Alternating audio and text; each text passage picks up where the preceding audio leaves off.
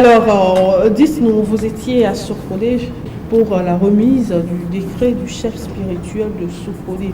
Qui appelle-t-on chef spirituel chez vous? Merci beaucoup. Bismillah, alhamdulillah, summa salatu wa salam ala rasulillah. Merci beaucoup pour la question. Le chef spirituel, pour répondre à la question, chez nous, on appelle ça en arabe Amir al-Mouminin. Amir al-Mouminin, le chef des croyants. Et cela a commencé après la mort du prophète Mohammed sallallahu alayhi wa sallam. Après sa mort, tous ses successeurs sont appelés Amir al-Mouminin, c'est-à-dire le roi, le chef des croyants. Ici spécialement à Sokode, ils ont une structure, c'est-à-dire appelée Malouro. C'est en Kotokolu, Malouro, c'est-à-dire le chef des musulmans. Vous voyez, non, Malouro. Et le chef spirituel, comme je l'ai dit, c'est Malouro. Et c'est comme ça on l'appelle Malouro. Et il est aussi désigné par voie coutumière comme tous les chefs traditionnels. C'est ça le chef spirituel, Malouro, c'est-à-dire le chef des musulmans. Alors quel est son rôle? Il joue le même rôle que les imams, que les chefs traditionnels. Quel est son rôle? S'il y a déjà un chef traditionnel, un chef canton et autres là, pourquoi un chef spirituel? Oui, le chef canton traite les affaires de tous, que tu sois musulman, que tu ne sois pas musulman. Une fois que tu es sur son territoire, tu es sous son commandement. Le chef spirituel, lui, son problème, c'est les musulmans. Comment faire pour que l'entente, il y a de l'amour, la compréhension, la cohésion entre les musulmans et les croyants. C'est ça. Juste les musulmans. Il ne s'inquiète pas des autres. Oui, ce n'est pas son affaire. Oui, les autres, tout ce qui concerne les religions, parce qu'il y a déjà les imams qui sont là. Quand l'imam traite et il n'arrive pas à résoudre, de trouver de solutions, il montre ça au chef spirituel. Donc c'est quand l'imam n'arrive pas à résoudre un problème qu'on envoie ça au niveau du chef spirituel. Oui. Maintenant, si l'imam arrive à traiter tous les sujets, quelle est alors l'importance du chef spirituel? Non, son importance, il est là, on lui rend compte. D'accord. On lui rend compte. Donc tous les imams doivent rendre compte au chef spirituel. Oh, c'est tout comme dans l'administration, ou bien il y a le chargé de communication, il y a le directeur, il y a le quoi jusqu'au président, jusqu'au préfet, il y a les maires, ou bien si ce n'était pas comme ça, si le maire arrive à résoudre les problèmes des communes, le préfet fait quoi? On lui rend compte. Ou bien c'est quand le maire, des fois le maire n'arrive pas, que ça dépasse le maire, c'est comme ça, ça dit l'hiérarchie. Mais le chef spirituel, il est le guide des musulmans. D'accord. Est-ce que c'est seulement Sokode, puisqu'on sait que Sokode c'est le fief des musulmans, c'est seulement Sokode qui est un chef spirituel ou bien on peut trouver un chef spirituel ici à Toklekope aussi? On peut trouver, mais ce n'est pas le chef spirituel de Sokode. C'est eux là-bas, ils ont bien organisé et même, c'est-à-dire le ministre reconnaît. C'est comme un chef canton des chefs spirituels, des chefs. Maintenant, dans tous les quartiers, dans les villages, si un quartier veut nommer un chef spirituel, c'est le chef spirituel central qui doit lui donner. Okay. Donc, il y a des chefs spirituels par oui, dans les quartiers. Oui. Il y a des chefs spirituels donc dans les quartiers. Donc, celui-ci coiffe tous ces chefs-là. C'est pour cela qu'il y a le décret ministériel, il a l'arrêté. C'est comme un chef canton des chefs spirituels aussi. Quoi. Ah, d'accord. Eh bien, vous n'étiez pas à Sokode seulement pour l'intronisation du chef spirituel. Vous y étiez pour autre chose. C'est toujours des fêtes. Hein. Cette fois-ci, c'est la fête traditionnelle de la préfecture de Tchaoulou à Dossa. Dossa Gadao. Oui, où on prend les machettes pour se couper là. Dites-moi, pourquoi les gens, quand ils font ça là, ils ne se coupent pas? Ils ont pris des trucs. C'est comment? Dites-nous. Parce que la dernière fois, c'était hier, je regardais certaines vidéos. Les gens faisaient les trucs. Pour se couper le ventre, mais ça ne coupe pas. Ou bien ça coupe, c'est le sang qui ne sort pas. Non, ça ne ou coupe bien pas. Si ça coupait, pourquoi ils allaient continuer? Ça ne coupe pas. C'est quelque chose là-bas, je peux ou dire. Bien vous tournez la partie là qui n'est pas tranchante. Non, c'est faux. Quand il est en train, le couteau qui tient en train de faire ça, quand ça te touche derrière, ça va te couper. Et des fois même avant de faire ça, tu vois, ils amènent une pierre pour bien guiser ça avant de commencer. Pour que tout le monde soit sûr que ce n'est pas de... Ce sont des gris-gris. Ce sont des gris-gris. Sinon, sans mentir, ce sont des gris-gris. Donc si moi je prends ça va te couper. Mais quand c'est eux, ceux-là qui te donnent ça, ils peuvent tout de suite te prendre et te donner quelque chose. Prends, tu bois, ou bien tu te laves, et puis c'est fini. Tu vas te couper. Mais après, tu vas faire ça, ça ne va pas te couper. Après, ils n'ont pas mal. Après, ils ont mal. Moi, c'est parce que dans l'enfance, moi aussi, j'avais fait ça. Ah. J'avais fait ça. Après tout, ce sont des choses mystiques. Tu vois, non, quelque chose te couvre.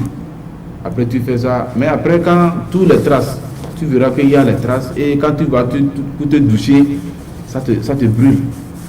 Ça te brûle là-bas, là où tout... Alors, pourquoi avoir choisi un truc aussi dangereux comme fête traditionnelle? Les gens font fête de l'igname, et voilà. On dit que c'est un peu au truc là, mais ça aussi, ça va. Mais prendre les machettes... Danser dans le feu aussi, on peut comprendre quand tu vas dans le feu, que ça te brûle un peu, tu sors. Mais là, prendre un truc tranchant, pourquoi avoir choisi ça comme fête traditionnelle? C'est la fête traditionnelle choisie par les ancêtres. Est-ce qu'on peut avoir une petite idée sur l'historique de cette fête-là? Pour l'historique de cette fête, je ne saurais pas le dire, parce que je ne suis pas de Tchaoudjo. Je suis de Tchamba. Et si c'est les fêtes traditionnelles, bon, Tchaoudjo et Tchamba sont les mêmes. Ils ont des mêmes fêtes traditionnelles qui... Mais ça, vous ne maîtrisez pas. Mais chez nous, à Tchamba, ce n'est plus ça. Avant, nos parents, quand nous, on était encore petits, dans les années 90, dans les années 80, en venant jusqu'à 95, il y avait ça. Mais après tout... C'est en ce moment que vous l'avez fait? Oui. Après tout, bon, les parents ont laissé ça parce que c'est des choses mystiques, ça dit des gris-gris. Des gris-gris. Il y a des gris-gris automatiques tout de suite. Il y a certains qui prennent ça sur eux. N'importe où il va, c'est comme ça. Mais ils ont des talismans. Des talismans, des choses comme ça, tu vois. Mais le problème, c'est que quand tu as ces gris-gris sur toi, tous ces dangers-là te guettent. Quelle sorte de danger? C'est bien. On t'a coupé le coucou, que dans la forêt, en passant, on lui a coupé. Si ce n'était pas que des gris-gris, quelque chose comme ça, ce sont des choses comme ça qui guettent la personne. Ou bien. Donc ça peut arriver dans la vie réelle? Ça arrive. Juste parce que j'ai pratiqué le truc là, lors de la fête traditionnelle? Oui, par exemple, on dit dans une forêt, quelque part, dans la nuit, on ne passe pas seul. Ça dit il y a des voleurs, des coupeurs de route. Et toi, tu comptes sur ton gris-gris, tu passes. On te coupe, ça ne coupe pas, mais on te prend tes objets. Après, tu dis que si ce n'est pas à cause de mes gris-gris, on allait me tuer. Ça ne t'a pas guetté ça. Si tu n'avais pas les gris-gris sur toi, tu vas rester le lendemain matin passé. Mon papa m'avait donné un exemple comme ça. Vers le Bénin, vers le nord du Togo, c'est-à-dire le Bénin, on allait vers Issati qui a frontière du Togo-Bénin. Il y avait un village là-bas que, à partir de 18h, personne ne peut pas passer. Il y a les voleurs, il y a des coupeurs de route. Arrivé là-bas, c'est mon papa qui a dit. Arrivé là-bas, et ils étaient là, on les a dit que ici, on ne peut pas passer à 7h. C'est là-bas, certains ont dit, là, le même matin, très tôt, on va quitter. Le docteur dit, non, nous, toi tu es femme, nous ne sommes pas des femmes, hein, nous sommes des hommes, des vrais hommes, on va passer. Ils se sont préparés, les autres ont passé la nuit là-bas, et ils ont pris la route cette nuit. Et vraiment, la nuit, les coupeurs les ont coupés. Ils ont eu chaud. Certains de leurs matériels ont été volés, tout ce comme ça. Il y avait des traces que non, ce n'est pas rentré, on m'a coupé ici. Finalement, est-ce qu'au cours de la cérémonie, comme on le dit souvent chez nous, tenter la personne est en train de pratiquer le truc et quelqu'un t'envoie un compte? Oui, ça peut arriver. Ça peut arriver. Ça peut arriver. Oui, ça se coupe, ça se passe. Ça se passe. Parce que les gris sur lesquels... Mais dans ces personnes, on peut les sauver ou bien c'est fini comme ça? Non, des fois on les sauve. Comme tout est mystique, tout est gris-gris, avec les gris-gris, les mêmes gris-gris, on peut faire ça. Par exemple, quelqu'un peut envoyer une maladie à une personne et qui a les remèdes. Après tout, tout le monde, on amène chez lui. C'est pour gagner de l'argent ou bien. Okay. Quand quelqu'un envoie comme ça, la personne en même temps, quand ça chauffe, il revient et dit bon, hey, je crois que tu es vraiment un garçon. Et il le sauve. Mais on ne peut pas le taper en même temps. Taper comment? Ça dit, ils sont dans le cadre. Vous êtes dans le cadre, mais tu ne peux pas aller vouloir faire du mal à ton prochain. C'est pour le tenter, comme tu l'as dit. C'est une tentative. Si tu es garçon, je veux voir. Si tu es vraiment garçon, les garçons se dépassent. Non? Il y a des grades. Quand tu vas, par exemple, pour faire ça, devant quelqu'un qui te dépasse en grade, mystiquement, il faut demander sa permission d'abord. C'est pour cela, quand tu vois, avant de commencer, ils viennent devant les vieux pour s'accroupir comme ça. Que nous sommes venus pour demander la permission. La bénédiction. La bénédiction, la permission. Ils vous disent, bon, allez-y. Et ils vont aller maintenant faire. Et s'ils ne prennent pas la permission, les vieux peuvent lancer les Très bien, il y a les vieux sorciers qui sont là-bas. C'est les vieux sorciers qui sont là-bas seulement pour faire du mal. Alors franchement, c'est dangereux. Il faudrait sinon, ça mentir, c'est très dangereux. De fête traditionnelle, prenez la fête des ignames aussi. C'est très dangereux. Cette fête-là, c'est une fête dangereuse. Moi, sans mentir, hier, j'étais là-bas. Mais vous aviez peur? Et moi, je ne viens même pas là-bas. Je n'assiste même pas. Vraiment, vous n'êtes pas garçon. Hein? Non, moi, je ne suis pas garçon. Non, vous n'êtes pas garçon. C'est pas bien. Il faut être garçon. Alors, moi, je vais t'envoyer là-bas. Non, moi, je ne suis pas de là. Non, est-ce que moi, je suis de là? Mais Tchamba, Tchaoudjo, c'est la même chose. Mais si tu n'es pas de là, on va... Comme je l'ai dit, il y a des... Je suis très loin de là. Moi, je suis très loin de là, vous voyez. Ok. Du courage alors. Alors, Imam, vous êtes là principalement pour qu'on parle d'un sujet qui alimente les débats.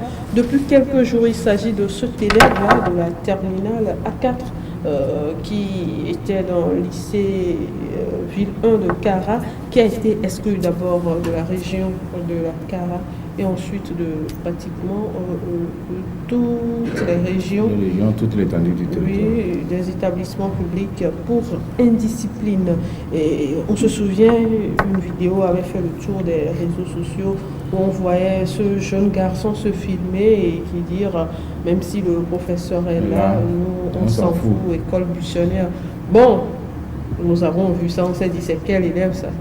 Mais bon, voilà, la sanction est tombée. Est-ce que cette sanction, elle est excessive pour ce acte posé? Merci beaucoup. Sinon, une fois que le gouvernement, le ministre, a eu le temps d'étudier, avant de sanctionner, ils ont beaucoup étudié. Et que c'est une importance. Si au moins 2 fois, 3 fois comme ça se passe, tout le monde va se ressaisir. Sinon ça, automatiquement, ce que l'élève est en train de faire, c'est une chose qui va beaucoup nuire à l'éducation de nos enfants. Parce qu'il y a certains élèves, c'est qu'ils n'ont pas la porte d'ouverture. Quand quelqu'un ouvre la porte, tout le monde va passer. Et si on lui laisse, imaginez, aujourd'hui celui-ci a fait ça, la fois dernière, celle-ci, après tout, celle-ci aussi va faire ça. Ça dit, c'est des choses, là, la sanction, elle est bien arrivée. Et la sanction est bien, mais cette sanction-là, pour cette faute, est-ce que c'est bon? C'est ça, je dis, si il avait fait cette vidéo, entre eux, la vidéo a fait le tour du monde. Imaginez l'image qu'il est en train de donner à l'établissement d'abord. Imaginez l'image qu'il est en train de donner à notre pays, le Togo. Parce que les images ne sont pas seulement au Togo. Et ce n'est pas le Togo seul qui est un pays francophone.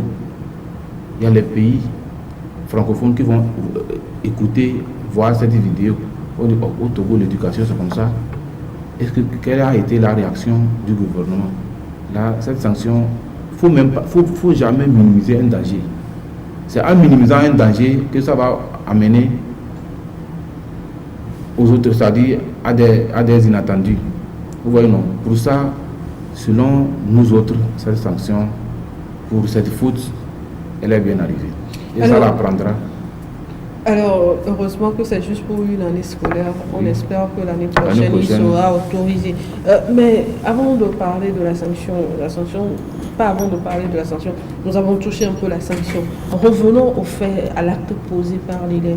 Qu'est-ce qui peut pousser un élève en terminale? Vous n'êtes plus un petit, ou voilà, en terminale, vous sortez votre téléphone, vous faites une vidéo pendant que le professeur est là. Les autres sont en train de suivre le cours. Qu'est-ce qui peut pousser un élève à faire ça? C'est le manque d'encadrement au niveau de l'établissement scolaire. C'est quoi? C'est du banditisme? C'est quoi exactement? Merci beaucoup pour ça. Ce que je vais essayer de dire là-bas, c'est que premièrement, dans les établissements, dans toutes les établissements, vous savez que la manipulation des appareils est interdite. C'est-à-dire là-bas, il y a un petit délai. C'est-à-dire l'établissement n'a pas encadré d'abord. Sinon, une fois que, par exemple, dans d'autres établissements, quand on voit l'appareil dans tes mains. Il y a interdiction, mais les gens y vont. Ils vont, mais c'est à l'établissement de revoir ça, de resserrer. Il a laissé faire. Sinon, si celui-ci a pu faire ça, ça veut dire que tout le monde, beaucoup ont des appareils avec eux là-bas. Ouais, non. Et c'est une occasion à l'établissement aussi de revoir son encadrement. Il y a un laisser-faire là-bas. Sinon, si, avant de rentrer, mon enfant a fait dans un établissement ici privé, tu es qui? Le jour qu'on a pris son appareil dans le cours du sport, sur le terrain. Sport, sur le terrain, ce n'est pas en classe. Dans le cours du sport, je suis allé là-bas négocier, fatigué. C'est à la fin de l'année que j'ai récupéré le téléphone.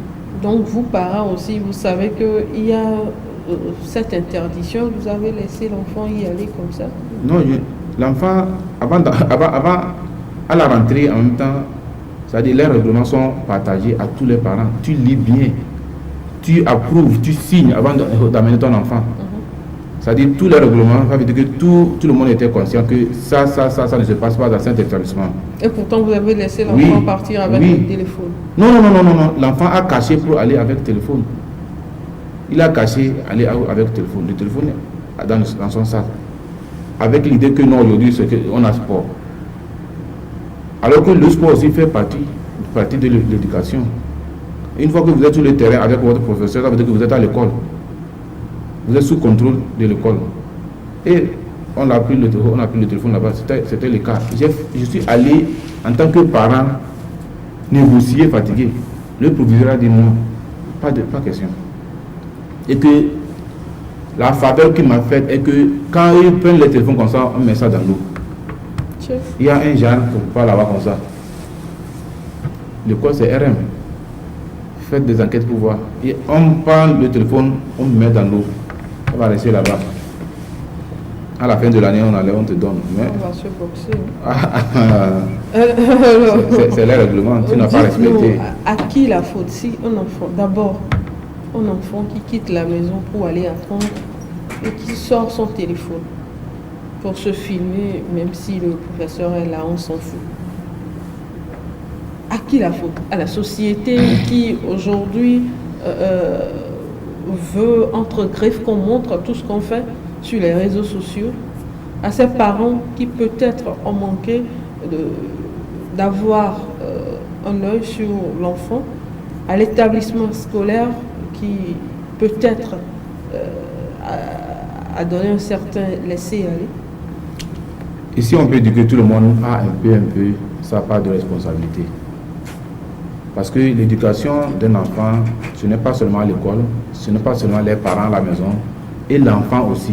Tout le monde a sa part de responsabilité. Par exemple, l'enfant, avant de quitter la maison, chaque matin, le parent doit rappeler l'enfant. Tu vas à l'école, il y a tant. Il ne faut pas oublier, c'est-à-dire les règlements. Même en terminale? Pourquoi est-ce qu'il continue, non? Vous êtes déjà à 16 ans, 17 ans, vous êtes mature. C'est ça, je dis. Tout le monde a un peu sa part de responsabilité. D'accord. C'est-à-dire, le parent doit chaque minute, avant que l'enfant ne quitte à la maison, voir comment est-ce que tu vas aller à l'école. Est-ce que tout est au complet, tu lui donnes à manger, tu lui donnes le déplacement, ou bien, avant d'aller à l'école, toi, tout est bon, non? Tu manques quoi? Il te faut quoi? Ou bien, en ce temps, tu profites pour avoir, s'il a son téléphone avec lui. Et encore, si l'enfant peut avoir son téléphone avec lui, parce que des fois, le téléphone aussi, là, ça sauve. À dehors de l'établissement, il peut utiliser ça. Ou bien, ce n'est pas interdit d'utiliser le téléphone. Maintenant, c'est dans l'enceinte de l'école. Et maintenant, la faute de l'enfant, c'est où? C'est qu'en classe de terminale, déjà, tu n'es pas un enfant, un bébé. Tu sais ce que tu es en train de chercher, tu sais ce que tu es en train de faire. Et c'est maintenant, tu prends le téléphone. Et ici, ce n'est pas une faute à dire que non. Une fois en classe, ce qu'il a fait, ce qu'il a dit, ça prouve que c'est un bandit. C'est un bandit qui veut contaminer ses camarades. Vous voyez, non? Et c'est lui à lui la faute. Maintenant, l'État est là pour appliquer. Le professeur qui était devant ne savait pas ce qui se passe. Ou bien le professeur n'était pas au courant. Ou bien... Oui, si j'ai bonne mémoire, le professeur était vu de dos. Il était devant, qui écrivait avec même certains élèves. C'est-à-dire le professeur était devant au tableau. Ouais, non. Le professeur était devant au tableau. Et ce n'est pas le professeur qui est chargé de contrôler ça. Ce n'est pas le rôle du professeur. Celui qui doit le faire est là. Il y a le surveillant. Il y a, c'est-à-dire le surveillant, le censeur, le proviseur qui sont... Le professeur, lui, il est venu pour dispenser ses cours. Ouais, non, là, la faute n'est pas à lui. Maintenant, l'enfant en classe de terminale, tu as passé toutes ces années. À la fin, à une année de ton bac, tu fais ce genre de bêtises. Une année, à peut-être 6 mois. Peut-être 6 mois ou 5 mois. Et selon certaines informations qui circulent sur les réseaux sociaux depuis que la sanction a été appliquée à l'enfant, il paraît qu'il a des antécédents judiciaires. Est-ce que c'est ce qui explique la sévérité de la sanction? Peut-être cela. Si ce n'est ainsi, parce que ça veut dire que... Selon certaines informations reçues sur les réseaux sociaux, il avait été attrapé en train de vendre de la drogue. Ils appellent ça toffee ou pétiqué, un truc comme ça, aux autres. Et pourquoi alors attendre jusqu'à aujourd'hui? Quelqu'un déjà que vous voyez, un élève que vous voyez avec ça, laissez cette personne-là jusqu'à ce que le pire n'arrive, parce que moi je considère que c'est le pire ça. Oui, non, l'établissement ne peut pas, ou bien le gouvernement ne peut pas en même temps prendre des sanctions sur l'élève. Il faut que ça arrive à un degré. Et l'établissement même. Oui, si c'est maintenant, c'est à nous de chercher à savoir, est-ce que depuis que l'enfant là, l'élève la faisait comme ça, quelles ont